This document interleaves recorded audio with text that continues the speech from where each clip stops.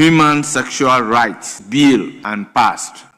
I am highly disappointed on LGBT in this house. Democracy is under threat. This kind of politics is childish.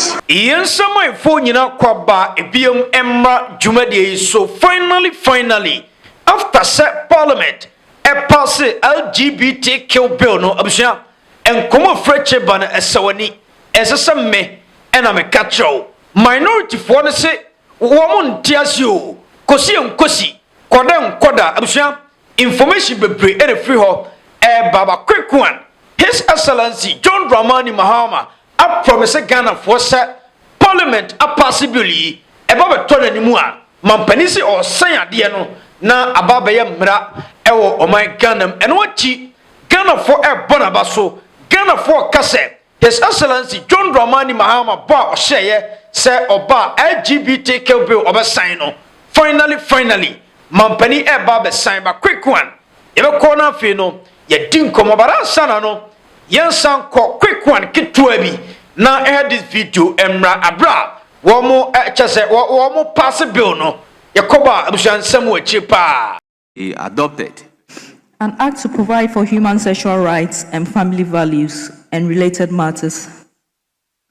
Honourable members, the Human Sexual Rights and Family Values Bill 2025 is duly read for the third time and passed.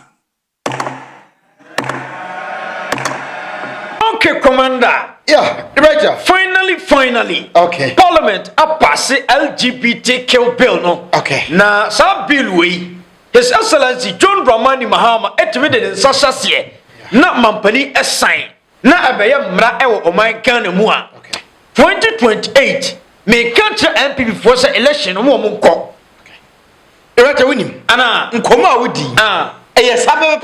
because John Mahama to sign. Okay. Promise now, promise Ghana for no. Yeah. Was so so. And today we have before Baba 2028. Assembly because Nkoma one of the main campaign messages NDC during election. Oh yeah. Obibeka galamsey, Obibeka ora, Obibeka corruption on niema. But I can also tell you say, na sa dear way among for especially Islamic community, any Christian community, no. Na oma kuma tu ewa dewe. Oh. And then the social demonstration, Sam George, LED yama omuye. I was had you tell another. She nipa a deity. Oh. Na a dear dance say Ghana for any chilisa dewe. And they say a bino parliament a pass a bill no. Na Mampani John Dramani Mahama onya sign pe 2028 NPP chances asa. Oh yeah. And your pa minima there no more opportunity be because omo there no Director na omo 8 solid years say omo de baye mra no 8 years no omo ye kokwasa sa at the time of parliament a pass a bill no ye de bill ne kwato na adu ani ma pe and NPP before akwati kwan na omumom say omo de asem ne kokot say omo mpene ma na adu nsan na adu na ye de krata ne kwato na nim no ono no office no mom esan twa letter de koma parliament say omo hu say obi me de asem ne kokot enti krata na de brom no hwe na ye nya fa amre wo enti say wo ye we na obi ba aban mu na less than 2 years omo ya de ne ntem na ya possible na mampani san ya you don't expect Islamic nkramofo no enya Christopher ne abosomfo ne say omo meto abamaw ba quick one enemy o video bi wa okay Reverend Tim Fodo akasa okay na sa akasa no ne yebegina so adie nkomo pa baransa na no okay eze ayi bi ono die ne wom o koye de benya na ayi wo mo bechewo Eroja they say bill no emu ode kakra na omo se oye bema o fa ononko bema to a ye chew na eno no ye chewa obetima dem be se mfie miensa okay na eno achi no se oba nso ono ononko ba ye ntafre odo nsa wo ononko ba omo so ye chewo mo eno ano no na de ka wo biem ne se wonu obi tifie ana adwumam ana mantemo na oye sa je bi na wo na wonim na wanka me ya nche no na say ye be hu ne chena wonso ye do be famra kwan na say de obehu bia reporting mo yenko na eno achi ye ka hu biem ne say obi a obeye promo say obekwa kwotena social media so baabi ana obetena TV so obetena baabi na obo ade no ho dawuro wo so ye chew mo ana wonam street so kra no na oye gestures ana ode ba na bi bekwa akobo baabi no wo so ye chewa obekom maximum of 5 years na wakwa akodam na obi a oye sponsor say odi ni sika ana ode na ade bi ne dan ana bibi eboa wo so obi ho a enye ni sika na odi shem but odi ni dan ama omo e na omo da dan nim say o ye sponsor in anywhere ye bechi ubi ano won so obekwa akoda afiase na eno achi no enkrofo bi ho a exemptions aka wo mo right parliament say omo dwene hu di no hu say obi ti say lawyer ni ya okwa defend obi a woye sa aboni we no eni say ye che lawyer ni no essence lawyer ni na eye adwuma na oye say de obi kokuni pa mra ne makwan mane fa lawyer ni na ye nche lawyer ni no enu ti lawyer fo nka ho e na media men say obi ensemptwere ni na o deliver ni duty no sam komani be fam na enye promotion na oya ye nche no say obi o kasa na o condemn ade no o tufo o tufo na be fam ye nche no e na say obi e medical practitioner and as a psychologist na say o psyche omo ye saade no say de be omo be sesa o say ebi mu ha o say ye tu omo sa no a ya jeli no o say omo timi psyche no na sa ne ma no ojai obi okwa na bia o so na obi ye ne sa e na say aka ne ho sa nipa na o say timi psyche no ojai nti obi so ho a waya ma okwanya medical condition bi ye was a doctor for no boa no sa doctor ni no eni kwan say ye che no onye bone and finally say obi a lecture na all lecture was school na all trade na society na say odi example and odi ni nkomo bi a eni say ye che no the way exemptions a ewom ade no de hia pa ye say mema ne mema ekoda oba ne oba kwakoda no masa ade nananom nyina no ye chiri of course but yenkwa this video emra wo mu wie na reverend Tim Foduo wo pie parliament na feti ho enu akwakodi sankomo yabusua wo de enti sankomo imra ne ekoba ye begina so na ye de dinkomo Us on the bill on the floor, we try to draw their attention. They use their numbers to bulldoze their way out. I am highly disappointed. I am highly disappointed that the journey we started, some of us started this as far back as 2017, when my party was in power. As far back as 2017, you are all aware, your media houses captured my first press conference on LGBT in this house. This was not an internment. Our worry was not about the people in their individual rooms. That was the least of our worries. Our worry was about the same people that under this government, they are granting exceptions so that they can conduct acts to promote, advocate, and support activities of LGBT simply because of who they are, simply because this country gets money from them, simply because they are the ones sustaining the lifeline of whatever it is that individuals and people and maybe the party is sponsoring, is benefiting from. Because the NDC is a liberal party.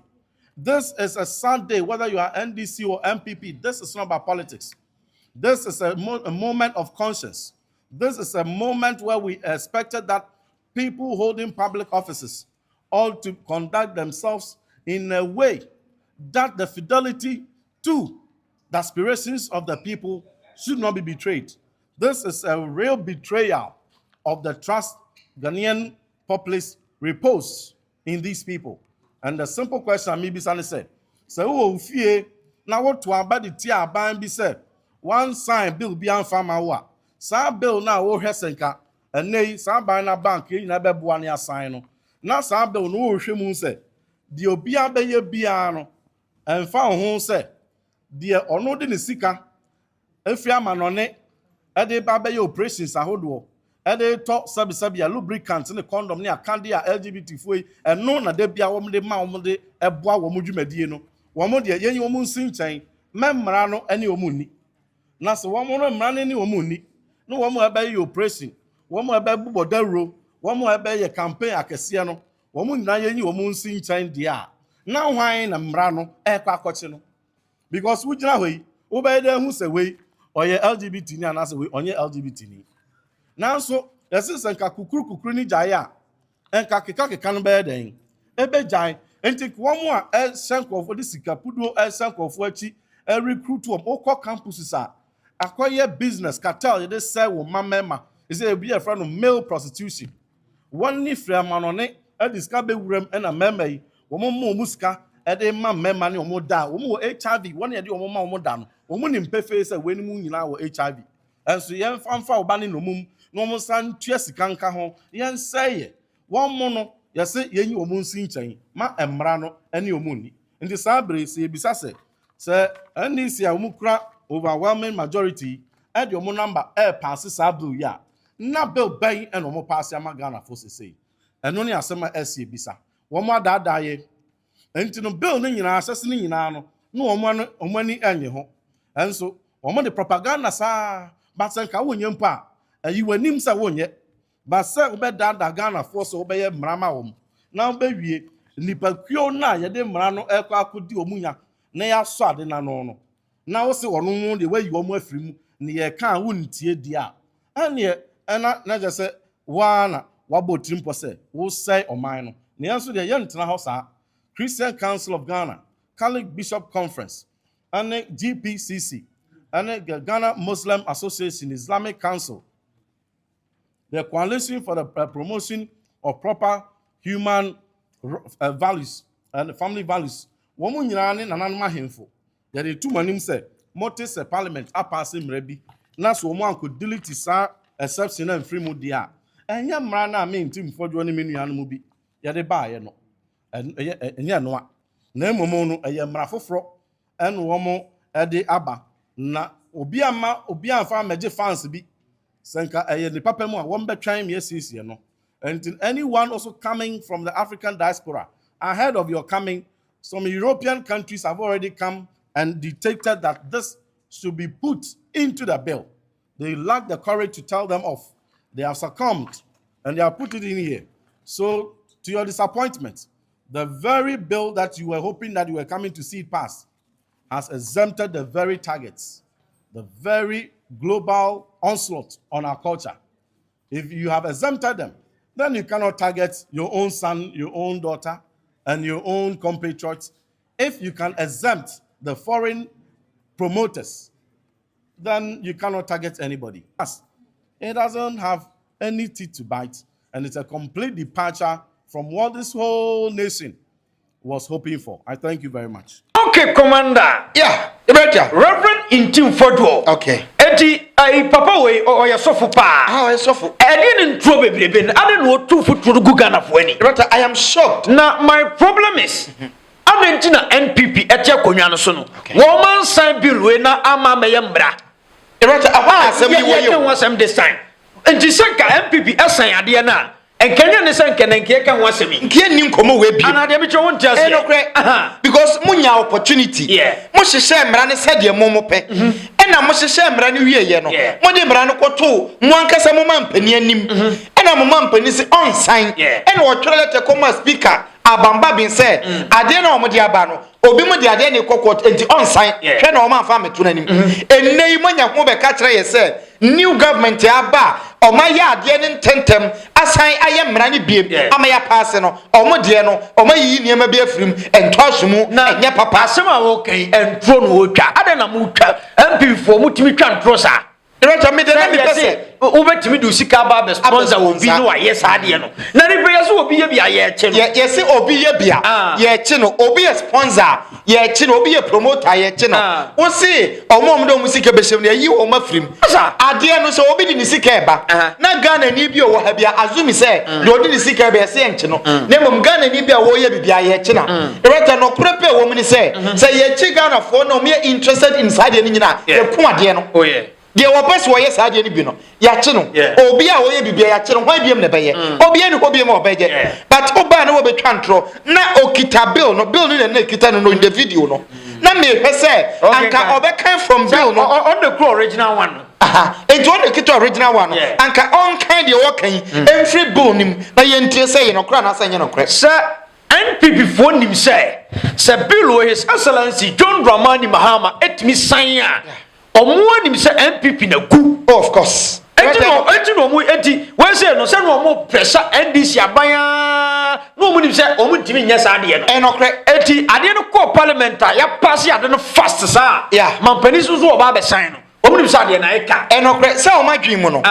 omunim se de okanya de a ndc MPs no ebe pass sa bill no send this ba power NNDC ba power no omaye ntema pass bill no na president Mahama so di nka NNDC MPs assurance that say any day bi on be pass bill no omo de ban anima obesan omo ye debate no me follow proceedings na majority leader ka asem bi say sa bill we hu nkomo no mampani John Dramani Mahama efre wono majority leader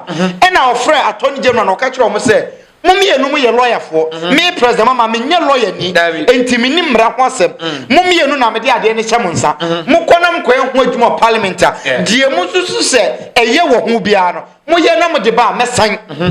enti wono majority leader ne attorney general no mu koye no ade ba ko menu bi ho in parliament o madwen anko benkrom but my speaker jitu mu se attorney general you right eche wono majority leader the decision no enti omo fa attorney general there no but onim say at the end of the day na your interest of the government and na before say omo beba power no omo start say omo ye process re chama na do tia by me say yem pass sa bill no and na amount for MPs from European Union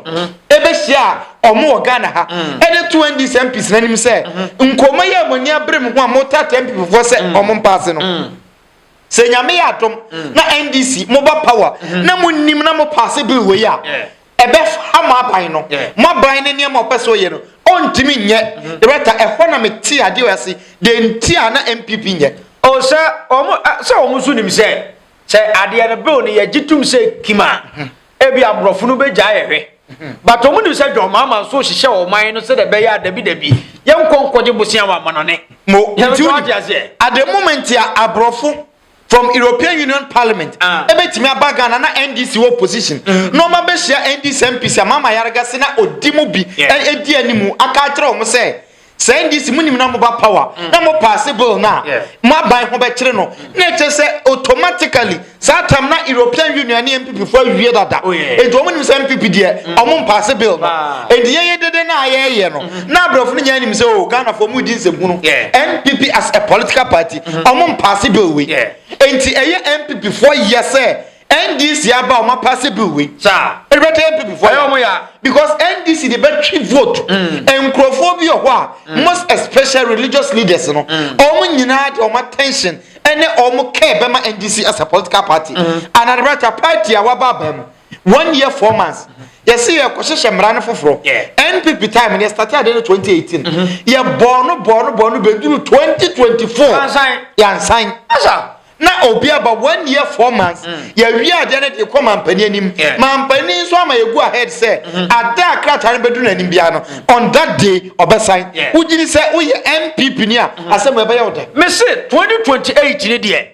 e was here for so his excellency John Dramani Mahama no san ko biem so wankwa NDC nipo mo de ne baba bia ne ye beto aba ama no director enokre say omutimi hye man say ye ya because ani MPP antimi anya no omo ba ya wo mo ye no enokre em cho what you say sana asem ne tie because un say MPP for ne nkomo no omo nyam pass be omo so omo ntimi pass especially Speaker of Parliament Ekoka say bill that no I spy enti age say new parliament we 9 parliament no omo new bill no and MPP for so say kind say nkrofo omo ntimi nya da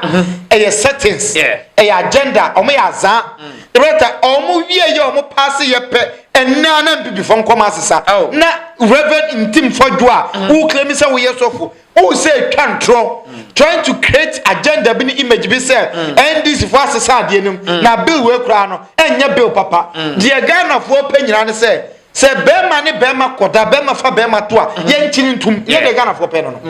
ano de Ghana for ye maame mo de papa mo penyina ne say na de ana me dwine say enti se de ade we si koso o man Ghana mo no enti ye ba bewo na enti mi kwa me kasa sa boys school ni girls school me mama ko bi o uko bi e ne obede enokre o point ya no ma be fa o enokre because ya nhwe ya ye ma na be wo omo no enu that time de na aye wes o na aye wes enti ade no a good mood fa no ma ye a very good move asa e was say eye ntemti de amantim for dwo ho ye mo say na onim say abrofo na aye sheda aye sponsor ade no almost spread HIV onim sa na oman pass bill no Any asem no. enti na munim sa na mo aba mu nyina no munim se wo ye sofo ugina ai Ghana fo nim preach tu nim sa de ne pa na mo ne Akuffo ado ankasa se almost predi ace ku Ghana fo mrante ene maya ena mo ne na ado ankasa na one sign bill no ena mo fa fitire e de asam ne court enti munim wei Rata we di atanse se e kan pipi fo nko a anka Ghanaian youth nyina no esinchie na yengu me say Reverend Tim Fordwo ni MPs na sorry to say I reform fan cheme we dey me akora na me tu jama mpanimfo of course MPs no mo parliament no mo ye sankwase ni nyina no 2028 constituencies awodo mo ntu om oh yeah the right Tim Fordwo de muntu no metna ha ka say ompo 2028 onko parliament o muntu no parliament o wote ye hu de wo ye pro ade chema hu cocaine ade chema hu wei entronko asofo ena wotwa ntrome na menim kwan ye fo aso a asori a wom ni timi gitu mu se ye nye papa we sofo for hot erata ye mo parliament na baso as it stands where one of the fastest decision parliament ateki umpe erata eyemra na ya hye de me amete ha me pa ni se Ghana ni a wo se onye ni papa onsura de mfere ade na achiwade ebo man wode ne humbeshem no ye nche no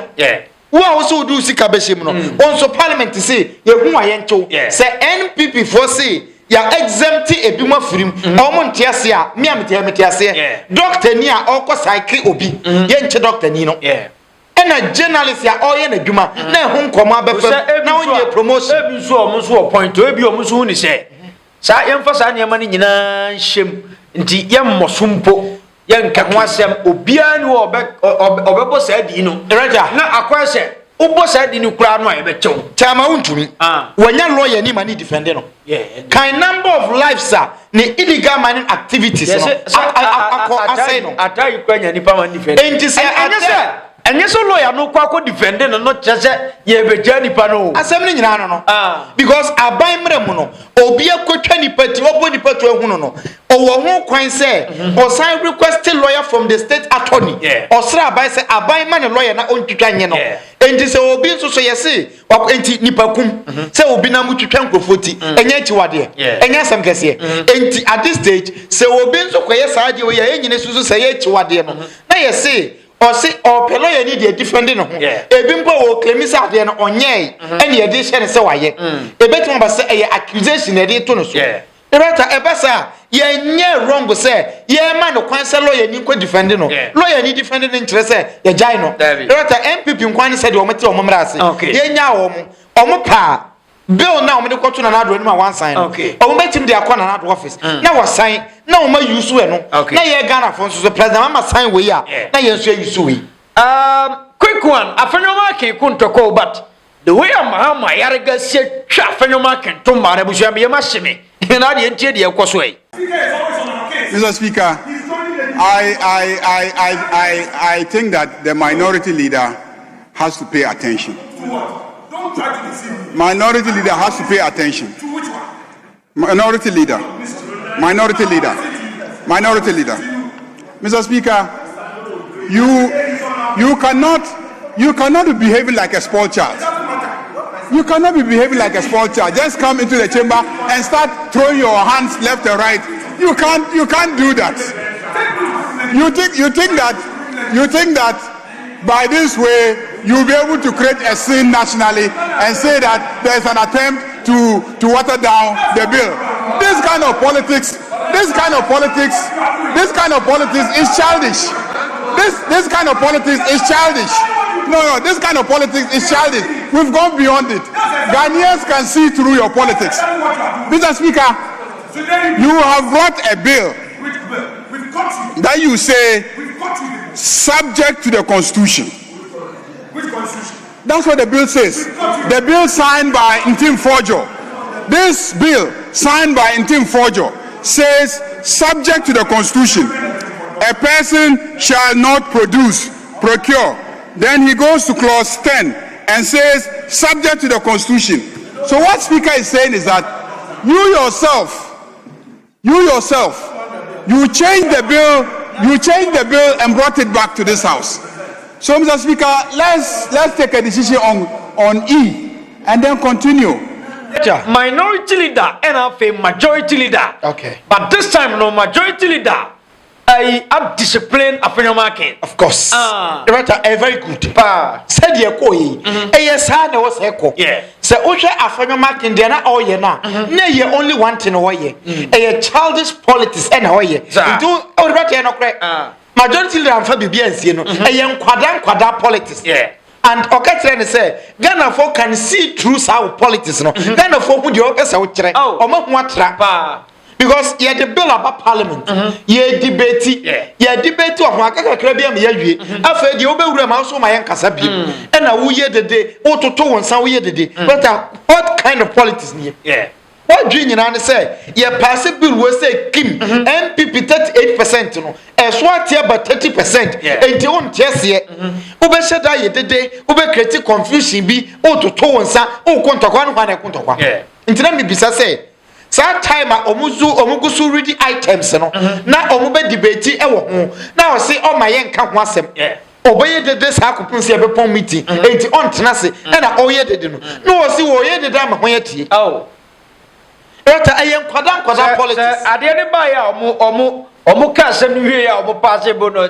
ade na ye ka o aika se na adwenya ne se obeye sa dede na de a distractive wo mo na nka o ma sai ade nim na ye ntima nwie ne ne na nka akoshe the following week but dia akoye utwe mu ni betin ye tan na majority for nso ayo madwen se ade ne ye bewie and one very good thing NDC here yamahu say a very strategic move a majority leader no or a one person onim Afenyo market movement and onim said they o deal with him bibia onyadaje mano na waye de opese oye ni nyina bi owia na wa push it to tight corner na wa jan wo hono wato aso na waye de also waye because the MPP for ye right so what trans na wo dwene hu dia it doesn't make sense omunim so mo party no ebeku big message entra wo mu twaye nkwada yi pa asa ana akwesa ade no waka to ba se sorry to say ma me no nkonko ya bibi na me wi amema sika sei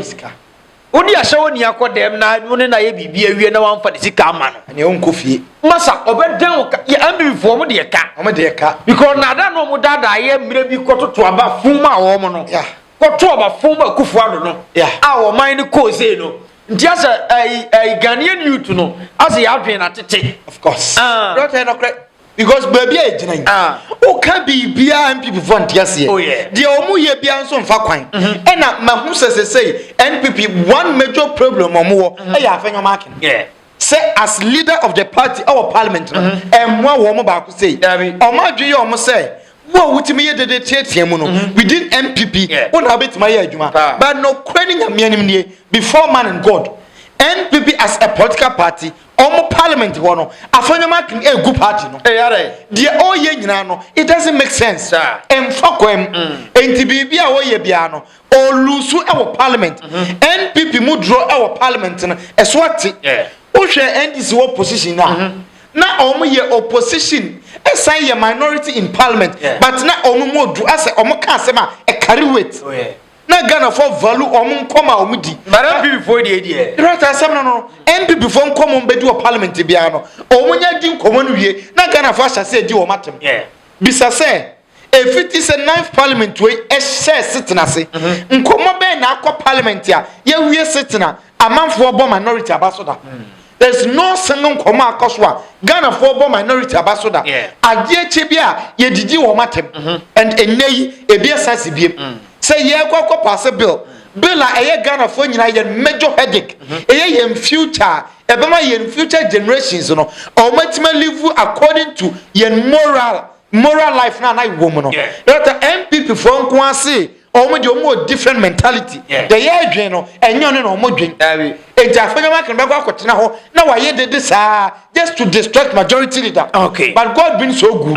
say omo be distractive say omo distractive bill no ya pass awie dia kan say speaker de bill no be come ampani ho enya dru ho a mampani be san dia ai acheche ayekoso ya mbifo se eho so omo nsan te ase no na ensem no aya na obi na kan se ensem hawo enkomo bia yekotie enkomo bia na bi adi unse na ai na bi kokohia EU womo ambassador and what they koto na nim se Mahama chichi Ghana for womo chichi MPP for abusua wo de yentie nkomo na bi adi won chemra. Largely, we spoke of how President Mahama and the NDC government is weaponizing state institutions to criminalize free speech and also to use the court, some elements, some judges, and then some institutions, and the imposition of repressive, onerous bail conditions. And those are the things we discuss, and it's becoming alarming. It's assuming frightening heights. So that is the more reason why you recall that a week ago we were with the Dean of Diplomatic Corps. Today we are here with the European Commission, European Union Commission as well. We are sending this strong signal to the government that we are not going to succumb to this creeping culture of silence. Criminal libel law was repealed years ago. This attempt by this government to reintroduce criminal libel law, which then sought to criminalize free speech. Now, how they arrest you and then is even alarming. Look at the case of David Asando, who was just arrested in Agonas Wedro by some 10 armed men with sophisticated weapons. They drove all the way to Accra. He was caged somewhere. The family didn't know.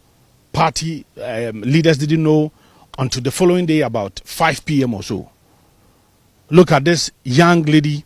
who was arrested all the way in Kumau and he was brought to Accra. Why? Because allegedly she has insulted the president. And the rate at which we are seeing this, all of us must add our voices to it. Democracy is under threat. And that is why we are doing this. So today we've had a very good meeting with the European Union, and they've assured us that yes, they have some engagement and they are going to bring this discussion up at such levels of engagement. So thank you very much for coming. Henry Nana Boache. Okay. As a MPP for say omone European Union for kwakushia. Okay. Akwa kucheche matro say your democracy no is in attack. Mahama etete MPP for. Na MPP for kwara de na yenye wo mo manyi mo. Director Winnie. Omo nsan kwa European Union for no ho. Na omo nkon kan kire omo se omo ba aban mu no. Omo boye kro no sika dodo a eyira o system no. European Union for omo busia as political party no mo metwe sika mai. Eno de omo koyo omo ankan o. Keno for that dwane ye no. Ade no man ko kan no ho. Eni asem. Se omo former finance minister. Omo bu man wie no. Ye se omo ye nkonta kwa dwane. Ade no man ko bo European Union na man ye. Ye ka all African games asem Mustafa Yusuf munkomoyi ade no munko country European Union say ye nkrofo bi nso abokro no ye ntie se o mawi o man ni sika but eye o nwanwa say mo nkrofo di sempunu na ye chi wo mo but boni amodi de it is normal dey na European Union be ye at the end of the day ye Kumasi Accra road European Union for ngiji wo mo tax emfa maye maye ena say ekomode ya European Union on third any my anti NPP as a political party omo ntiase say de omo yeyi eye court da ho bobo de omo yeyi enkosi aga me say anchire no say his excellency John Dramani Mahama enena ban anchi ne ye kura no a 2028 ye baby se bisa NDC aban ni nsemu that has anchire no omo chichi MB for no de Ghana for ye se fo aso asem ni nyina wa bokro no bia ye nchew mo enti baby e gina nei Ghana for say aban ni nchi MPP for bebre santum wa obekasa manati aban no kwambone so yen kasa criticize aban no sa aban ni ye bibi na nya criticize no dem cho what you say but en twantron to aban so utwantro a ye bechew en twantron to Mahama so o trete mampani ni appointees a ye bechew en trete obi en twantron to obi so ka won sem ne ko oba bi se wan ka won sem se de o so ka no na ko trete na obi anase ko twantro ye bechew ye chewa ko sufre European Union European Union pa omumra krom ha omun sisa abrofru nyina mra krom ha kroni ye dia at the end of the day omun to de ni ma ye ni ntimi nkyerɛ yɛ sɛ yɛ nkyekye yɛ kuro sɛ yɛ kɔ nkɔ kɔpɛ mmoa ɛyɛ bosia na yɛgye enti enne ya yɛ wɔ ha yi rɔta yɛ deɛ bɛ favor yɛ NPP as a political party ɔmo yɛ mamofo too much mo tena ha sɛ nneɛma wie a na yɛ pɛ sɛ yɛ nneɛma ma ɔman ne yɛ ya na mo kuro yɛ adane akɔnkɔnsafoɔ na ma kɔ hyehyɛ aborɔfo n'akyi na ma kansɛm akyerɛ ɔmo na aborɔfo no afa another plan na ɔmo abɛsɛ kuro ɛyɛ similar thing ɛna ɔmo di Kwame Nkrumah ho kɔnkɔnsa saa ɛna aborɔfo no bua wɔn mo ɛna etu Kwame Nkrumah ban to bu yɛ ɛnoa na ɔmo gu so yɛ rota enei yenyi ntum se obi ka se yenku mampani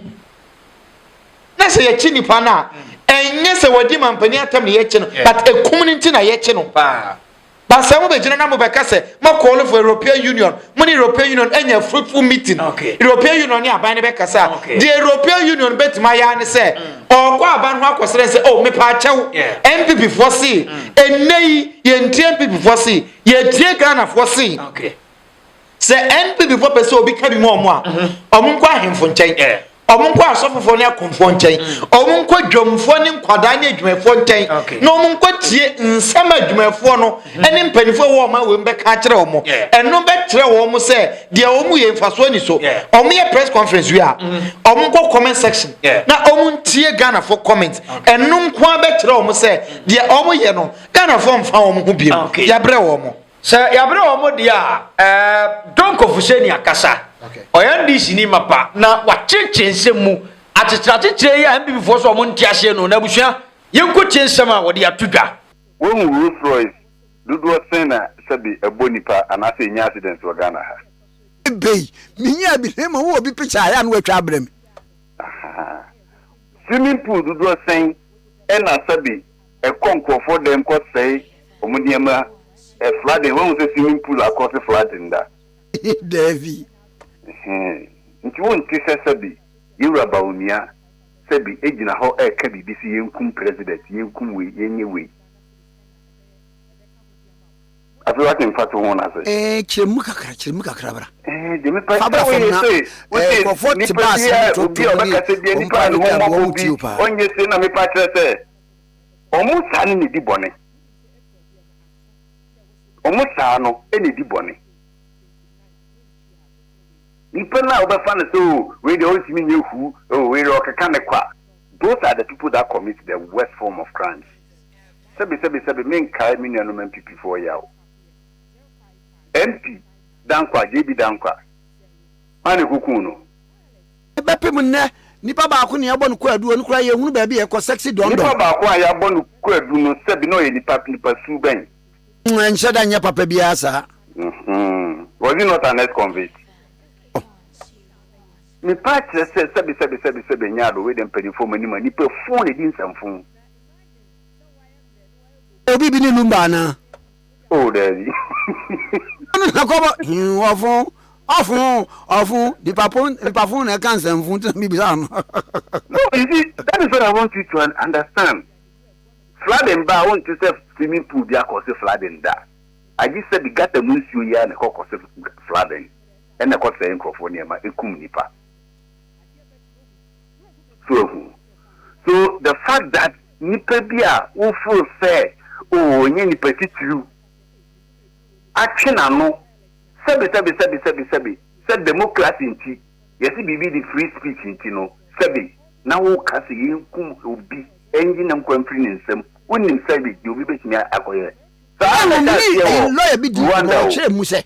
sa sem na wo kan akoye se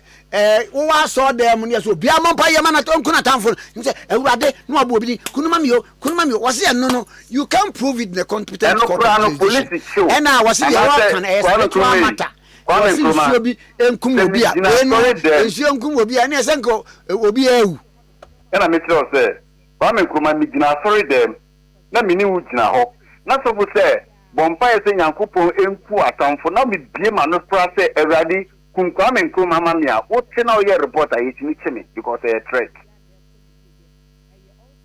of harm ene wa mo kra say Samuel Hunto mo Samuel Hunto wonu kra be kan say plane crash na see no ka fu abandadano fo ntanke the primary bi kra sa ko kan say kum na addo maye no ne ade wo se no nyina obi anche wo mo minim se what sanse mi biga na addo ba ene ni nia de presidential jet etukwa keke no yanchi na ngotum after stadium dey no oye ya che no wa unia Captain Smart wa anko police station more than 26 times eja mi offer hopes na doye o ti second itiwa ye mu ane de gugu handcuff mu MPP should be the last people talking about free speech because omono free speech no ko ebi ni omo party no mu Baumiana only decided in minority leader Afenyo Ayariga or Mokase free speech is under threat. Free speech is under threat even within MPP itself. And then I'm more formal committees. Committee I'm more formal. Deputy immediate past Deputy Minister of Trade and Trade Committee Yanfananka hon. Adentia no campaign ma Canada Japan. It is Teka Yanfananka hon. Mo amusu di free speech di no eno no mo di free speech di ada na Canada Japan special aid kwesi kwasin ya Fananka education committee no ho ada na Fananka ho mo ba becha mo ba ka free mo amu party na mu kura free speech wo enne election o mo ko wa wo nya ba o candidate ni afro mata hwe ho ba o so ntimi no wo nya adwuma movie another no kote we na ba omi akwa so oni fashion bia MPP no a o reach out to obia na wa make the clarion call so bia man join the fray na wa mutimi nko oba no ye to aba from branches police station sa de ba be yi ono no wosoro ene de Baumiana ono no so di free speech they do so no yes there be any kind you ono or ye ni we ono na selecting executive and that is what they are now doing they are selecting executives for Baumia o be ka free speech ho atam na o free speech no ni ma de kro free speech ni ma de kro kwa me kroma yanka de aduane ne sabi sika beba ye botum no mo ade no mo ka kro mo nyindi emodin waye na yentimi mfa kwanfofo bia so edanse ebia nipa kro no kakra no yebetimi afre no akoshin no te baby ti kura ye example a kwa me nkruma yi wow ni afre no usua so kwa ma me ewu to wobo na ye kasa brankran ya unya sika kura enko ye bie wate wase mi wura mate nanka eja ye hu no osa ye bie mu dia na ye sua ni padue mu na ne ye som Kwame Nkrumah Rwanda omo de bomb na shaase anasa omo de sekan anasa omo de tune na shaase ye de anu ya enye radio so satana TikTok mbaye satana video live streaming mbaye intini pa kokot na radio so enne ya nkobe live streaming mun kum cockroaches we mo omo kum ya president omo enu ano no sabi yankoye rally yankoye demonstration kwa brane sabi nipa bonufo bi kwatina radio so sha so okasa say mun kum tutifo mun kum omo na ko kum ya president enu ano no nipa over 1 million in yikum omo Rwanda ho. Can you imagine it? Enti ade no atem kase ba Franka nsisu ena ade no ono no se kuma uzongo awaye no ya anya ne hwe no no bi se nsa onzongo no no so besia enti so hu se kuma uni ni twakwan a wa oti bunkurugudu oso be ye careful because ono ofri kuma ukure esu se ne keska na wa ofri bunkurugu enti ni nyina bi enyema ni bi so ho aye ntitiye. It's a form of reformation. Yeah, the reform ni pan said that the ABR na etiye no we nyantitiye pa. We nyantitiye pa. It is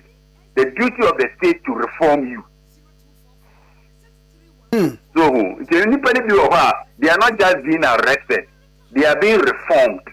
Because yes, yantiti will fee. oni suban omu ade enti no asrafie na aba abonten nemom your rights and liberties end at the tip of your nose. Enti media no fa hodie enti na wototo nsa by heart ubetimi atoto na wototo nsa na ko bo obi dia watomra enti ye mo ma hu se da bi o wano no etimi ko na wano no track o ka obi dia enye ehon asotwe wo ho. So we are reforming them. Okay, and ye fa no to na xenophobic attacks and one sembe na akoka ye engrofo ye wo yen ka man ti bi okwa chenku ayebo ukobisa ye fuse ni don kwa ho nsem ko a dey South African nsem dey no akoka ho omo ye oseyi amen kuma lukure wo mu ni se we kwa de mi ni anu ma bi fo kra bo ma ba so South Africa fo nde obukoko apa ya omudi matem South Africa fo no edi watem omudi matem papa wa mo tie yiki sa no me say na kuma ye no an say na ambe mi jiri say yes wo mu say aban aye na afamudie wa chiro petition through the foreign affairs minister koma eku AU said the South Africa for ye no yanhwe ya ebeka omo ha be part of their political system because Kwame Nkrumah adie we no we dey check the history from 2008 omo beto ababia na sorry nti ebinum dey ayo omo campaign strategy ena sabi ope omanya ne manfo ya kwadro pa the whole world South Africa and so endi kan on beto so mienu wo mo padwuma wo mo hu omo mrante ne maba wo ne padwuma bako se de saye ya ne se omo mrante ne mpa abonti dwuma nsa mpa da ma dwuma nso kra ka ho enti omo maya no so dodo na no pe sabi foreigners omo ba omo bo omo brayi omo pa adwuma den. They don't want to engage in any retail business because omono abana in such a way say utifie kra yema unemployment benefit, and that was a strategic decision by the white minority to keep them lazy and unproductive. No musunim. So the Ghana how utifie wonya hwea ni yema osika Kwame Nkrumah nga obaka to nan kra beka intino akwese sika no abusumi dia o ye adwuma wa anye o kakra beba o de bewe ne nsa de obenya eno ano no intino eno no omope yeni anu nso kwa obi pe plumber kra o ye bi obi po obi ayi ni sikura o nye bi obi niema ase ofie carpenter kra o nye bi no so eni se me adwuma na me ye o Ghana no ene ma me mpie shop uhia carpenter abraha bekwa koya amaw ubese obu ti amebie salon bra na membo ma mebubu mo rama nyoma na omo mpese omo beye no eno na yense bi Nigeria for ni Ghana for ni other African nations ni ye muzum ti yaki bajuma na de ya ne se enye se o maji ejuma to omo baji ayo wa twen ya mo aseti shop na wie no na o ma ba se kokuru ufiri ho na South Africa ni asabi kwadwuni a omo brother no ababetina no se on the shop owner umachin sa wato ubi bia wa ye bia no wafa on piaka o no ma ya mazisi na bedane business model di da ho a yempe kwan bi sun yenje foreigners business eno mo yesisi enti until say Africa nyina be kambo ma ye be think the super kwa chira omo no ombe kwa so aye because enye side here we are ta ba ye ya na nim ya ye jatinta ika hwa na nim no Kwame Nkrumah anka wati ni din kurada enso na adie we ntino odi anim a wale no ho Winnie Mandela wana aka na semi enye abaye na so di jatinta ono no fo so owo tumi otimi kasa tere Ghana say ye wo ba ya ni mumma esesie eni sa bakubi so ono so ka ho na ni ma sa ka etia no ai me kwa na ma me hwe no am ka so ti wuram ni no ani say na me when you say Ghana from South Africa, aside this particular attack in Kwame Nkrumah, said the ultimate sorry and until South Africa said yes sorry only namusu ni nanam your friend is saying cantonment ni Joe the same portion ultimate o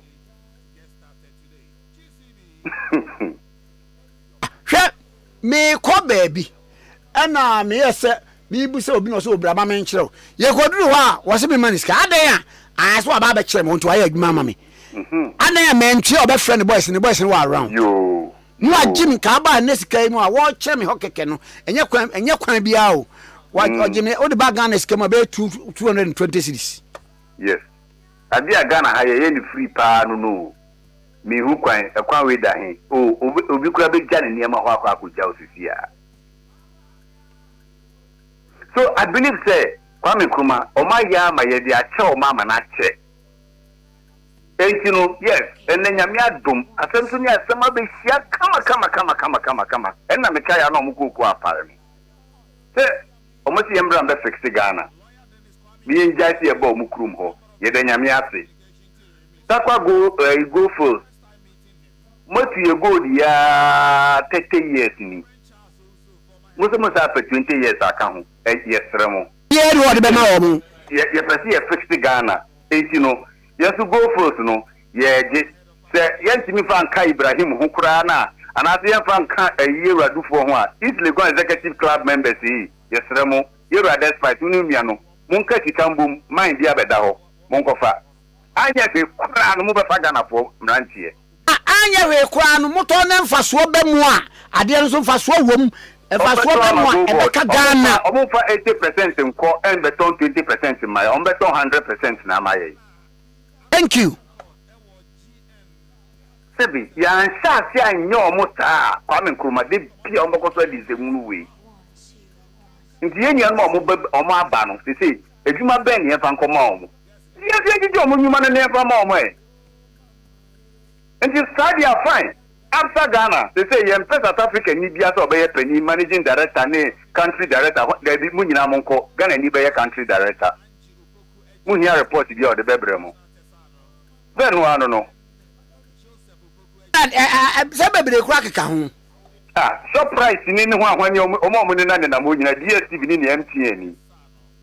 Empenifo ni nyina mo ye South Africa fo nyina no o renye fi ye mpamo ye nya fi ni mo ye fixe Ghana nti na wo se Ghana ni ene da no. Nye do mo pa kire no.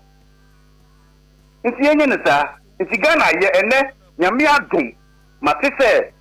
Ghana kofa ye nkrofo no afedi empenifo na sati buhu anope ya matise Nigeria asoso boabo no so kofa ne nkrofo na ode musuo nkan na se alata fo nya brebre nkofa mo nkrofo firi ho nwie ombeti omo dwe wo Nigeria ho se de obi anim se de empen ho asem yempen tokwa wo license na ewu ene yesi yen renew ma we politics ye yabu obi se Kwame Nkrumah yambu obi a. Until we begin to do that, they will take it for granted. Na no asiru enyu susu ko hia ye make sure say agokansie bia ye di no Africa he bia no ye be yi o mafiri because ye nim da on beta ko gina stadium o mu be fu a on beta ti akin kontim ba wo ye so nti ye yi o mu fra gudie bia mu eno ati ni asa yi o mafiri e yi nsu mu so mo pese o mo kwa efa o mo man o mo fa se o mo tourism minister started to say tourism started back from enyamba from Africa nyina nya ese yanko opre mo ahwa ko Tanzania ni Kenya ubenya mo ani bibira so ho o mo kro mo hotel bo na foot South Africa there.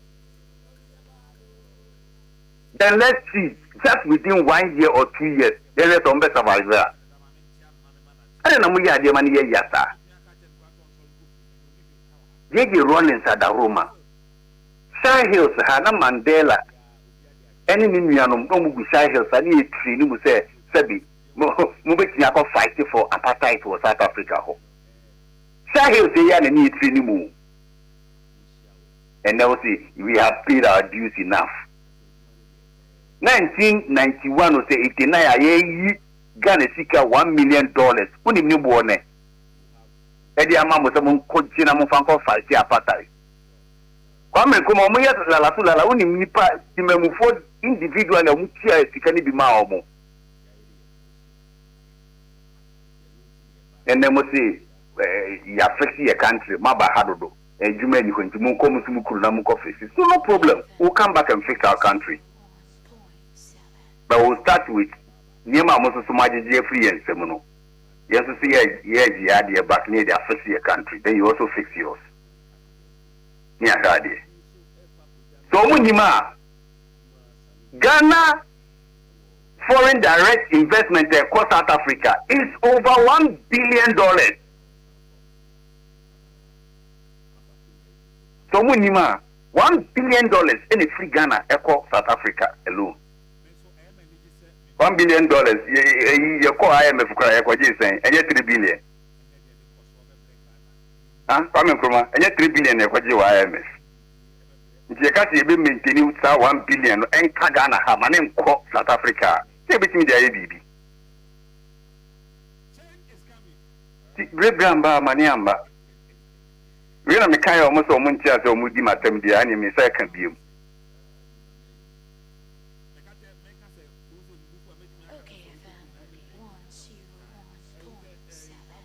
Mami na wasipa na mi senya mpamfa na anu mi ba sam bepa akokwa ato ambaya yeso o ma betu ni nyina akro na se kwa mi kwa mi ka se brantem ana so do hie dia afre mi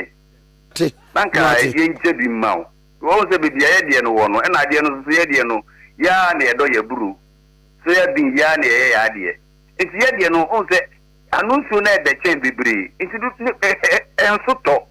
ko si ya ye omoto ne aditi ya ne eton ye ko ti an so ye fresh enti wa fan ka bo ama e be den Matewra wo de wa ke mame na wasna mi senya mpamfa ma wai